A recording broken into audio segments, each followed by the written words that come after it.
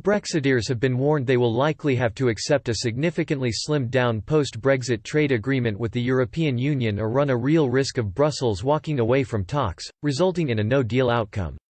Negotiations on a free trade agreement (FTA) between chief negotiators David Frost and Michel Barnier began in March but, more than 4 months later, little progress appears to have been made, triggering increasing fears talks are on the verge of collapse.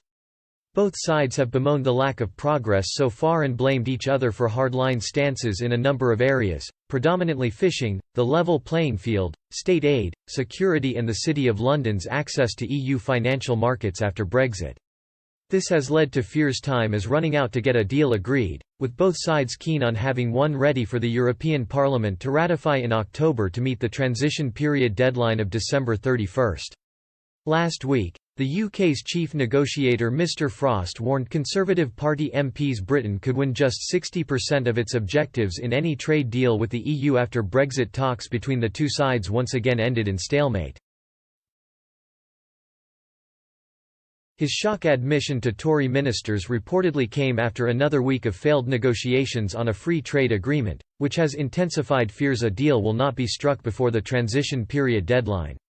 A Tory insider told the Sunday Times, "His view seems to be that we will get a deal, but he doesn't seem to be completely thrilled with what it is likely to be. When people hear that we are getting 60% of what we want, the question on everyone's lips is, what is the 40% we are giving away?"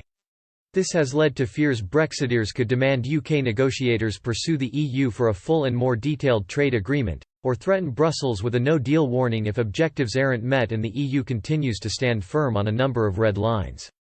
But Alex de Ruyter, politics professor at Birmingham City University and director of Centre for Brexit Studies, told Express.co.uk, "It's tautological to state that if we can't agree a deal then there will be no deal. Both sides know that this is a real risk in the present talks. The purpose of these is to find a mutually beneficial situation that is better for both sides than no deal. Negotiations are exactly that, they involve give and take on both sides and you should never expect to achieve all of your objectives."